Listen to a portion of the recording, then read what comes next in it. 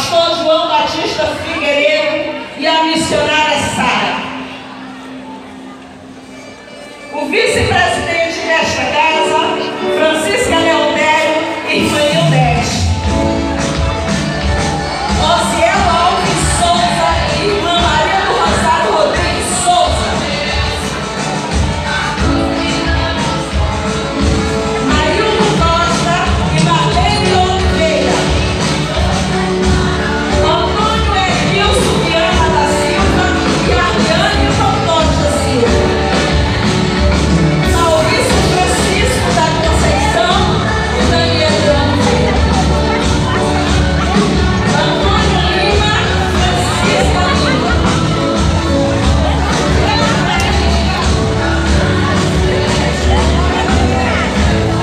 Glória a Deus, igreja.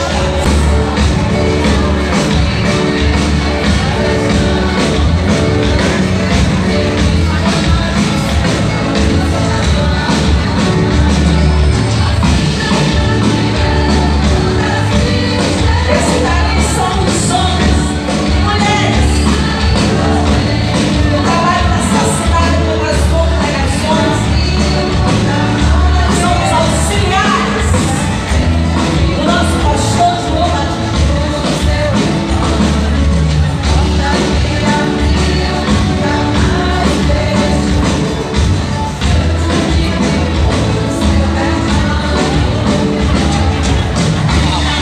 Uma salva de palmas para esses homens. As mulheres que estão presentes na vida dos nossos filhos, das nossas crianças, ensinando a palavra do Senhor.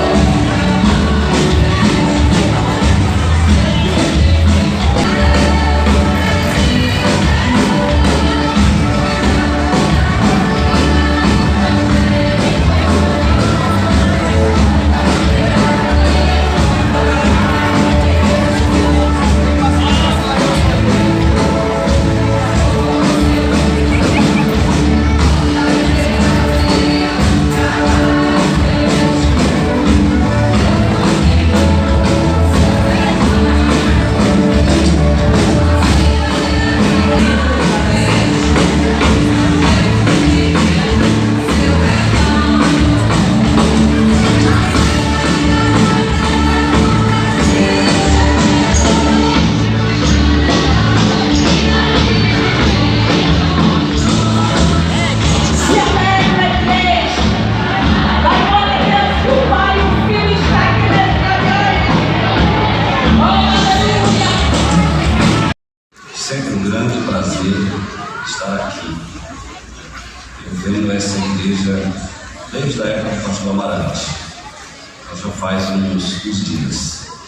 E nesse momento, quando vocês comemoram 58 anos, esse 58 ficou tão bonito em vocês. Uma salva de palmas para os 58 anos da Assembleia de Deus de Maracajá. Agradecer a Deus por estar aqui e ao pastor João Batista, missionário Sara, em nome de quem eu quero abraçar todos os colegiados de pastores e missionários da Assembleia Local e todos os pastores e missionários aqui presentes da Assembleia de Deus e de outros ministérios também. Pessoal, o prefeito Tio Gal e a sua princesa Daiane, que é a primeira dama, e na pessoa deles abraçar toda a Maracaçumé, sua equipe, mas todos os habitantes de Maracaçumé. Como é que chama? Maracaçumés? Maracaçumé. Todos os Maracaçumés. O tema de vocês, pastor João, como é que é? Campos brancos para sempre. Eu estou muito corrido e eu disse para o pastor João que somente vocês para me trazer aqui nas vésperas do grande congresso de senhoras dirigentes de oração e missionárias. A abertura será amanhã em Santa Inês. Então era para eu estar já lá em Santa Inês. Mas estou aqui. Então quando disser amém, cantora, é um prazer em rever, deve estar, prazer em rever, seu esposo também. precisa ir para acabar, né? Agora diga, é só convidar, né, pastor? Nós vamos convidar, já estou pensando você já nesse grande congresso, em torno de 4.000 mulheres, às vezes até passa disso, e começa amanhã em Santa Inês. Então eu já convidei com o pastor João, e quero pedir também a permissão dos meus pastores todos que estão presentes na Diadema. Na hora que disser amém, eu quero pegar a estrada e a cantora fica aí louvando a Deus com vocês. Portanto, não é descaso ao seu ministério quando você me vê sair, ou me vi sair. Queridos, eu quero ler um texto e eu quero que você acompanhe. Romanos capítulo 1. Abra sua Bíblia. Eu quero que você acompanhe. Eu não serei prolixo, quer dizer, não me demorarei. 9 horas, 9h10, no máximo eu estarei passando o microfone ao pastor novamente. Romanos 1. Já encontraram? Amém? Eu sou devedor, verso 14. Eu sou devedor, tanto a gregos como a bárbaros, tanto a sábios como a ignorantes. E assim quanto está em mim, estou pronto para também vos anunciar o Evangelho a vós que estáis em Roma. Verso 16, leia para mim, verso 16.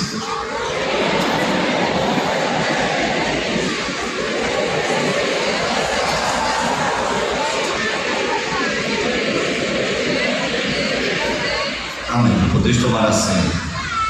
Querido, campos brancos para a ceifa. É o tema de vocês dos 58 anos da Assembleia de Deus em Maracaxuné. E quero dizer a você que evangelizar é a obrigação da igreja, é a obrigação cristã. E obrigação é sentimento de dever de consciência. Obrigação é esse sentimento do dever sem ser coagido, sem ser forçado, mas espontaneamente conduzido ou guiado ou impulsionado pelo Espírito Santo, no caso do dever de evangelizar. Então a evangelização é essa tarefa máxima da igreja do Senhor Jesus Cristo. Mas também a obrigação, eu quero que você abra bem a mente e o coração, também obrigação significa aplicação das forças e das faculdades humanas para alcançar um determinado fim. Aplicação das forças e das faculdades humanas para alcançar um fim. Então observe, eu estou dizendo que evangelizar, colher almas, é a obrigação da igreja. E estou dizendo que a obrigação é a aplicação de forças. Não se cumpre esse dever, essa obrigação de braços cruzados, deitado numa rede ou numa cama, no comodismo, ou mesmo na distração, nos lazeres. Pode até acontecer, se você for uma pessoa bem inteligente, uma pessoa bem dedicada, bem conectada com os céus, você não vai aproveitar, perder a oportunidade que aparecer. Mas é preciso que você compreenda que a obrigação é a aplicação das forças e faculdades humanas para alcançar o fim. E o que são faculdades? Eu preciso definir isso para você entender o que eu quero falar. E o que são faculdades? Capacidade. Isso aqui é faculdades. Nós precisamos produzir frutos e com toda a nossa capacidade. Quer ver? Deixa eu lhe fazer uma pergunta. Jesus Cristo disse que a semente que caiu em boa terra, ela produziu a 30, a 60 e a 100 por um. Pensando na sua capacidade como ser humano, como cristão, e ainda mais revestido do Espírito Santo, eu pergunto: você está produzindo para o reino de Deus a 100%? Na sua total capacidade? Ou só a 60%? Ou a 30%?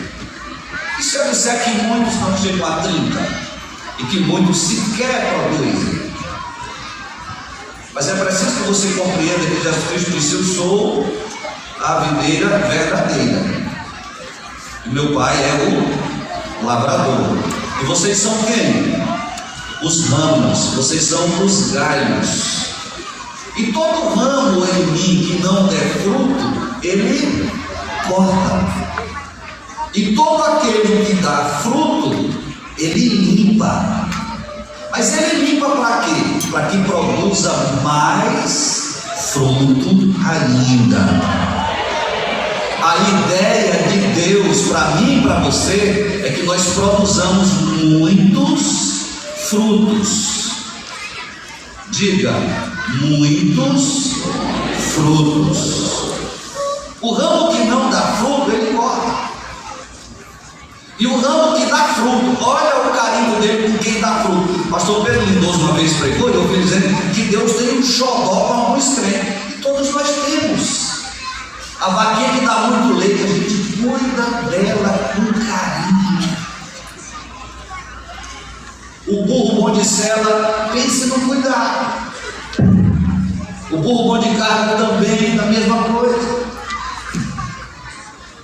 Aquele objeto que você gosta muito, você cuida. Até a cantora canta melhor a música que ela mais gosta. Que a gente não gosta, a gente nem lembra de cantar. Eu cresci ouvindo duas palavras: palmeira macho e novilha manina ou maninha.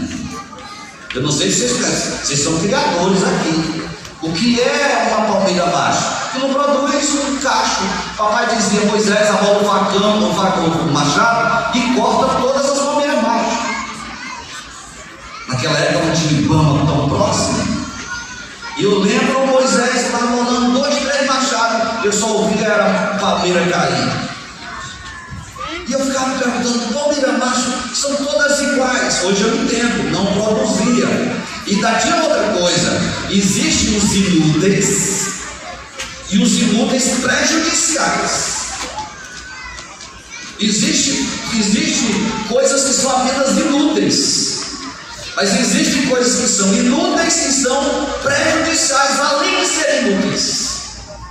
Para o meu pai, as palmeiras macho eram inúteis porque não produziam, e eram prejudiciais porque derrubaram a palha em cima do arroz. Ele ia ter que recolher essas palhas todas de dentro da roça, porque o arroz quebrava e prejudicava o arroz. Para ele eram inúteis e prejudiciais. Atente bem para isso aqui. A ovelha, ou seja, a novilha manina, é aquela que não gera filhos. O criador que cria vacas de produção, principalmente de leite, ou de filhotes mesmos, ele vai querer uma vaca que não produz um filhote? Eu pergunto: para onde vai a ovelha que não produz filhote? Me diga assim, que não gera filhos. Vai para onde? Vai para o matadouro. Isso é natural. Vocês falaram tão forte, eu gostei. Para onde vai a ovelha que não gera filho? Diga bem na voz de um de macho, vamos lá.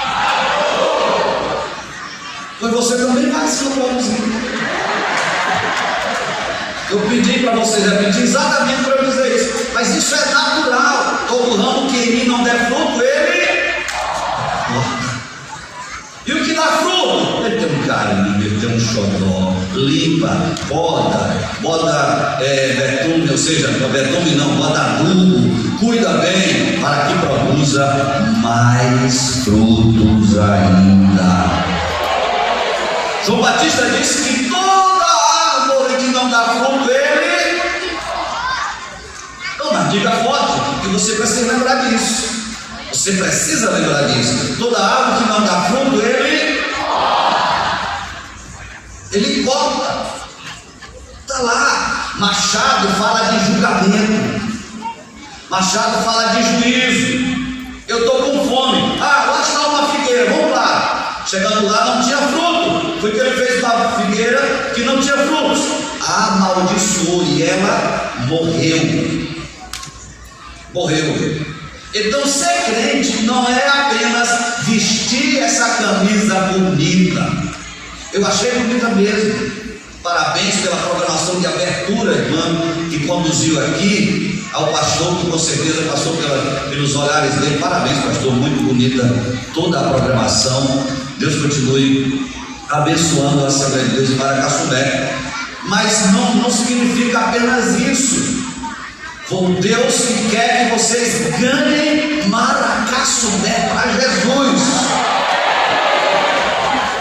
O templo está bonito, está. Eu disse aqui para o prefeito que esse templo é um dos mais bonitos do Maranhão. Eu não sei na escala se é o primeiro, o segundo, o terceiro, o décimo, não sei, mas está entre os mais bonitos do Maranhão. Mas isso também não é tudo. É preciso que vocês entendam que o tabernáculo, por mais lindo que era, revestido todas as peças de ouro, as suas estacas eram revestidas de ouro, mas eles precisavam, sabe de quê? Da presença sacrossanta e poderosa de nosso Senhor Deus.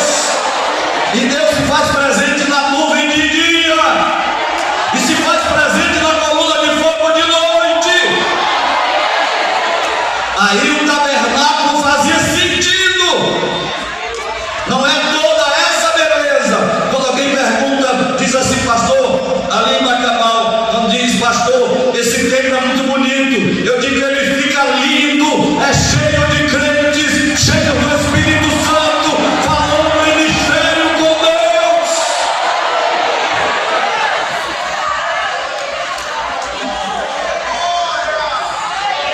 Você está entendendo o que o Senhor está dizendo para você? Os campos estão brancos para a ceifa, para a colheita, mas só vai colher aquela igreja que estiver cheia do Espírito Santo do Senhor, nosso Deus. E é preciso esse compromisso. Esse compromisso. Nós precisamos sair, como eu digo, pastor, mas o templo está lotado, está. Louvado seja Deus. Mas se fizer uma pesquisa, nós não somos mais do que 10% da população. Qual é a população desse município, meu prefeito? 22. Nós teríamos que ter no mínimo 2.200 crentes. 10%. Mas aí o texto de lá que eu citei, a 30, 60 e a 100 por um. Se eu perguntar aqui que tem crente que nunca ganhou uma alma. Se eu perguntar aqui tem crente que não é batizado no Espírito Santo. Se eu perguntar aqui tem crente que foi batizado, mas que não fala mais línguas estranhas. Se eu perguntar aqui tem crente que está aqui hoje, mas tem um mês que não vem no templo. Vocês conhecem, né? Esse sinal aí é que vocês conhecem. Mas eu quero dizer que só vai subir no dia do arrebatamento quem estiver conectado. E não é conectado no Instagram, no Face ou em qualquer outra rede social, mas com o trono da graça de meu Senhor e Salvador Jesus Cristo. E eu vim aqui para tocar a trombeta aos teus ouvidos, igreja de Maracaçubé. Prepara-te, porque os campos estão brancos para a ceifa.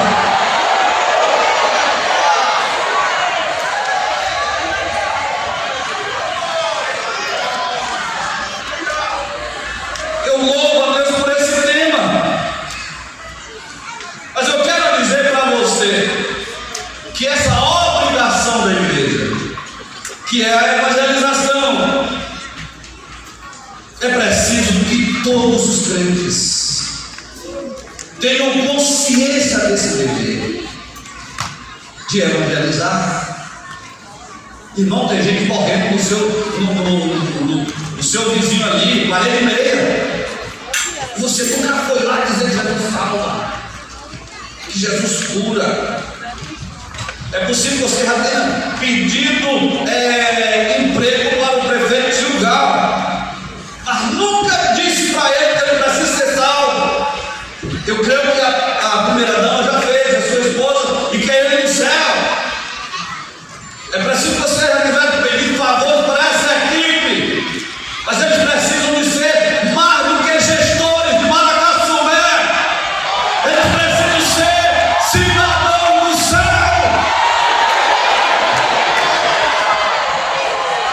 E não tem como, a não ser através do nosso Senhor e Salvador Jesus Cristo, porque só há um Deus e um só mediador entre o Deus e os homens, e este é Jesus Cristo. Só há um nome nos céus e na terra, pelo qual importa que sejamos salvos, e esse é Jesus Cristo. Ele disse: eu sou o caminho, a verdade e a vida, ninguém vem ao Pai senão por mim. Ele diz: eu sou a porta, quem entrar por mim entrará, sairá e achará pastagem. Ele disse: eu sou o bom pastor, então não há outro. E a igreja de Maracaçumé tem que dizer isso. É uma obrigação sua, independente se você é pastor ou se você é um crente analfabeto. Ah, mas eu não sei pregar, mas sabe falar. Ah, mas eu sou mudo, mas temos sinais. Libra, lá em Bacabal nós temos o departamento de Libra, e nós temos lá, eu não sei como é que chama hoje, vão mudando as regras. Vou usar mudo e vocês, e botem na linguagem correta, professor que pode me dizer, pastor João. Aí nós temos mudos ganhando mudos, com a linguagem, falando de Jesus. Enquanto eu estou aos berros no microfone ou no rádio, e os irmãos estão na esquina e nas feiras, eles estão lá com a cena dele. Se aqui tiver algum que pudesse fazer isso, Jesus salva, Jesus cura e Jesus batiza no Espírito Santo. É só ter a consciência de que você é devedor. Você é devedora, como diz Paulo. Vamos ler o verso 14 para o Draga. Leia o verso 14 para mim, só para a gente começar a encerrar. Vamos lá? Verso 14, 1, 2, 3.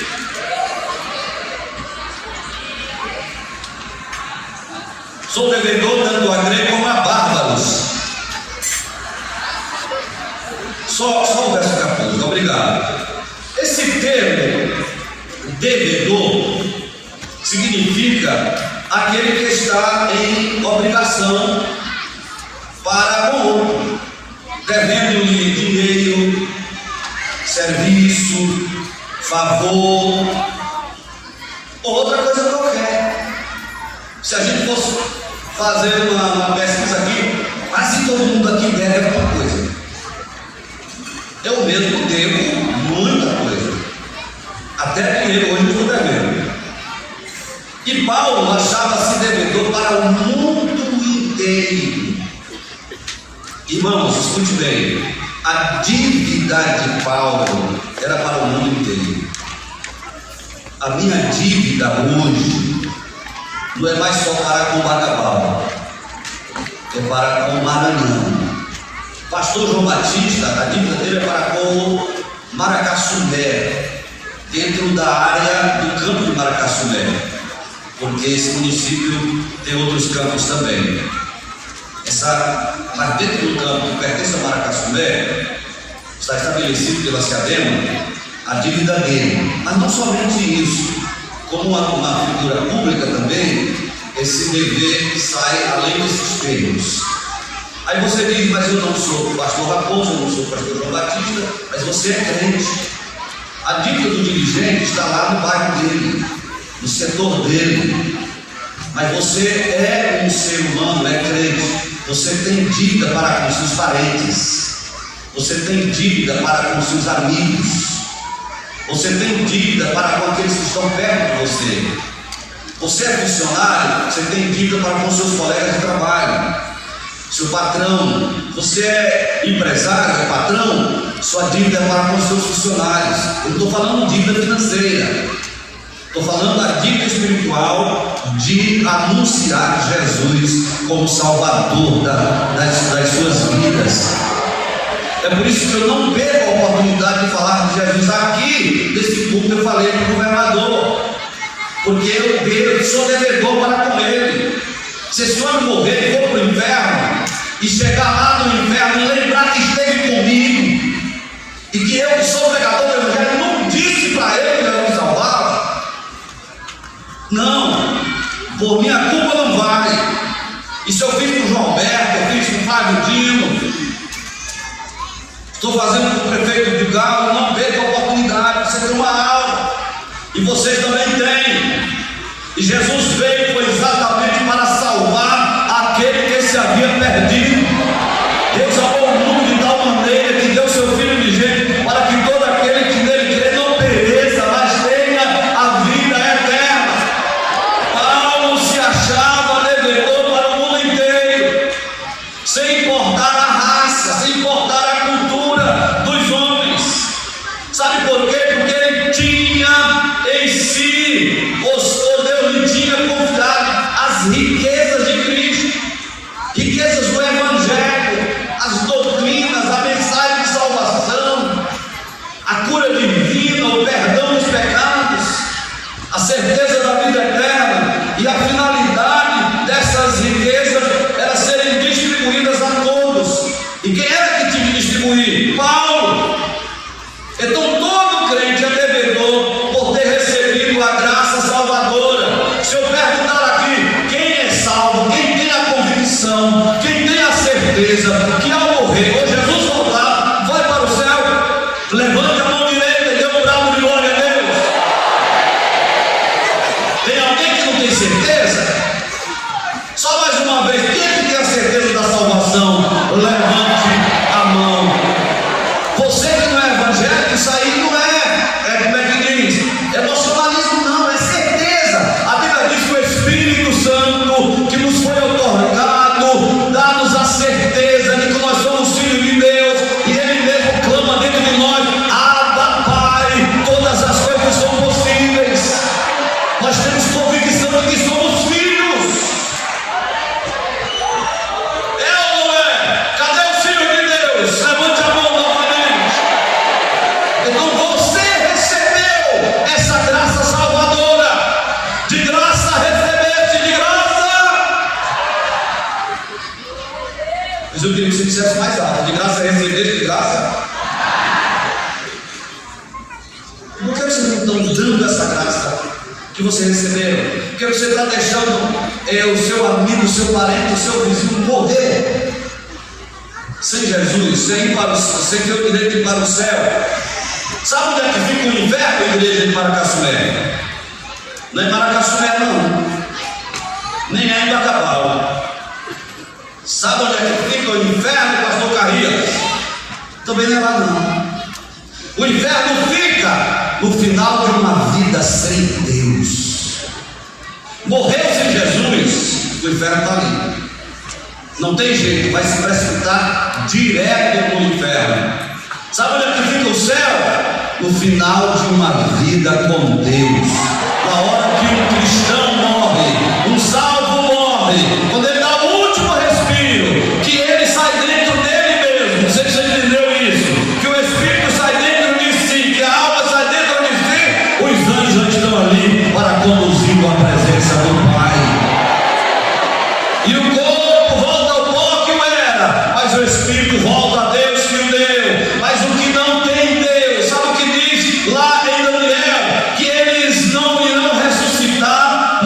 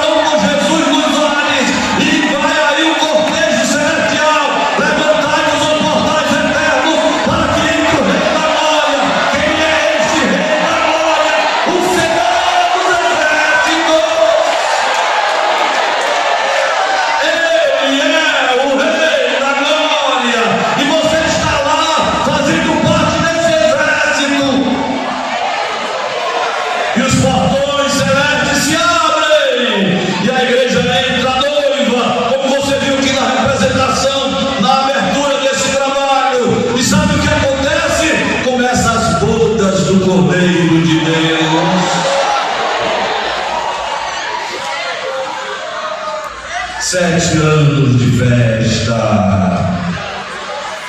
alegria no Espírito Santo do Senhor. E a Bíblia diz que os que morreram de Cristo morreram de fato, porque ao homem está ordenado morrer uma só vez, vindo depois disso o juízo. Sabe o que acontece? Ficam na sepultura, enquanto os crentes estão lá na festa das bodas do Cordeiro. E a Bíblia diz mais: melhor seria que eles não ressuscitassem. Melhor seria que ele não ressuscitasse, ficasse lá. Ô irmão, quem é que quer morrer? Quem é que quer ir para a sepultura? Ninguém quer. Um dia desse minha esposa disse assim, a doença dela, a canseira dela, ela disse assim: eu quero ir para o céu. Eu disse: minha filha, só para pensar que entre nós e o céu tem que estar uma sepultura. Então te acalma, paciência. Aquele negócio está com a mão cruzada aqui, aí vai dentro de uma gaveta. A gente faz isso porque tem que fazer, mas ninguém quer. Só que o João Damasceno, eu sei que vocês lembraram dele, quando eu falei aqui, quando a trombeta de Deus tocará, João, vai começar a festa. Se levanta, João levanta em glória. E todos aqueles que você conheceu se levantarão em glória. Começa a festa. Mas os que não são crentes, cristãos, que morreram de verdade, estão lá na sepultura. Melhor seria que não saísse de lá, porque quando passar 1000 anos, pastor, mas 1000, gente, 1000 anos não é nada na eternidade. É como um dia de hoje. O que se passou? Estou fechando minha fala. Só quero que você compreenda o seguinte: quando se passar 1000 anos, aí vem a ordem para abrir aquelas sepulturas. Aí é triste. Serão jogados num lugar onde o fogo nunca se apaga e o bicho nunca morre. Pastor Donato, eu fiz uma brincadeira. Pastor Jeremias, eu fiz uma brincadeira com o burro. Temperatura de Tiranguá, que é frio, 25 graus. Temperatura de Fortaleza, vai lá. Temperatura de Bacabal, quente do seu inverno, quase 40. Eu fui brincando com o Google, temperatura do inverno. Irmãos, eu me assustei.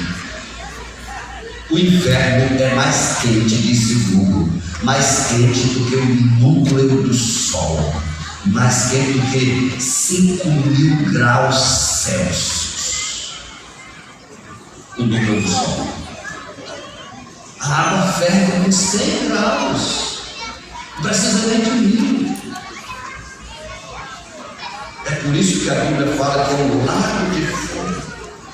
E o pastor João de Oliveira, que morreu e ficou dentro de um caixão, e aí chegou João Colenda Lemos, o missionário, se ajoelhou perto do caixão. O João de Oliveira já tinha visto uma filha que ele sepultou, os irmãos que ele sepultou, já tinha visto o trono do Cordeiro, e muita coisa linda, estava sendo recepcionado. Quando de repente o João Colenda chega, se ajoelha aqui perto do caixão e diz: Senhor Jesus, quem está aqui é João Colenda Lemos. Mas eu sei que João de Oliveira está contigo na tua glória. Mas quem precisa do Pai é a família precisa do Pai, a igreja precisa do pastor. Nós precisamos da revelação. Perdoa nossos pecados e nos lava no teu sangue. E quando ele ora assim, João de Oliveira, já lá na glória, ouviu uma voz que dizia: João de Oliveira vai voltar. Ele disse que ouviu um isso no céu, porque João ia voltar. E ele já se acha sentado dentro do caixão aqui na casa dele. E escreve um livro, As Maravilhas que o Senhor lhe mostrou.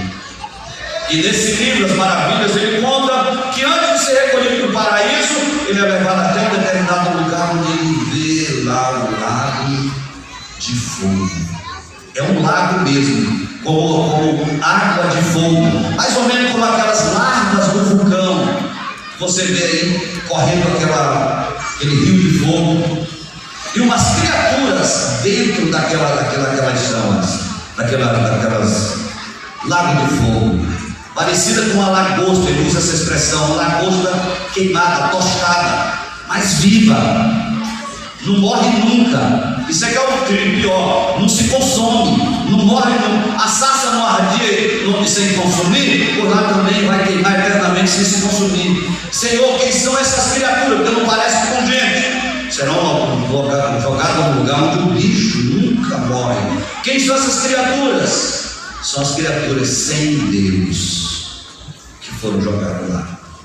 É por isso que Paulo se acha devedor, tanto a gregos como a bárbaros. Não importa se são católicos, se são budistas, se são isso aqui, isto aquilo, se são brasileiros, se são ingleses, aonde você puder, fale de Jesus, para que essas pessoas ouçam a mensagem do Evangelho e sejam salvos. Ele diz que é devedor tanto a sábios como a ignorantes. Ignorantes aqui não é estúpido no sentido de brutos, seu lunga, não, de jeito nenhum. Ele tinha a obrigação de falar de Jesus tanto aos sábios e entendidos como aos indoutos, aos que não tinham conhecimento, aos favelados, aos quebradores de coco. Aqui não é região de coco, mas irmãos, às vezes a gente não dá atenção para um carvoeiro, para um carroceiro, para um que limpa a rua, como é que chama? Um gari.